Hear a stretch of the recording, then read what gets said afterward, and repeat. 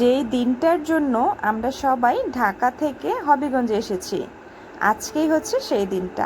হ্যাঁ, আজকে আমার দুই ছেলের পাসপোর্ট করতে দিব, ওদের ফিঙ্গারপ্রিন্ট নেবে, সেই হিসাবেই হচ্ছে আবেদন করা।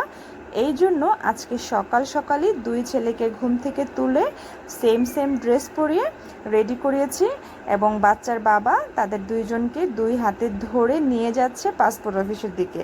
এখন আমরা রিক্সার জন্য ওয়েট করছি। এই সময়টাতে রিক্সা পাওয়াটা একটু টাফ। আমার হাতে পানির বোতল এবং ওদের হচ্ছে ফাইলপত্র। বাচ্চাদেরকে নিয়ে যেখানেই যায় না কেন, আর কিছু সাথে থাকুক আর না থাকুক, পানির বোতল মাস্ট রাখতে হয়।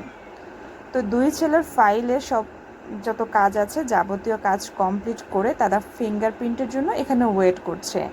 ফিঙ্গারপ্রিন্ট নেওয়ার আগে যে কাজগুলো ছিল সেগুলো কমপ্লিট করা হয়েছে, এবং ওদের জন্ম নিবন্ধন ছিল ময়মনসিংহের।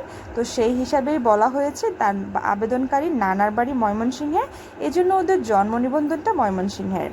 তো এই ঝামেলাটা কাটিয়ে দুইটা ছেলেই আমার হচ্ছে ফিঙ্গারপ্রিন্ট দিয়ে বের হয়েছে, এবং সব কিছু কমপ্লিট করার পরে আমরা ডেলিভারি স্লিপটা দিয়েছে আমাদেরকে, এবং ডেলিভারি স্লিপ অনুযায়ী আমরা আশা করছি পাসপোর্টটা পেয়ে যাব।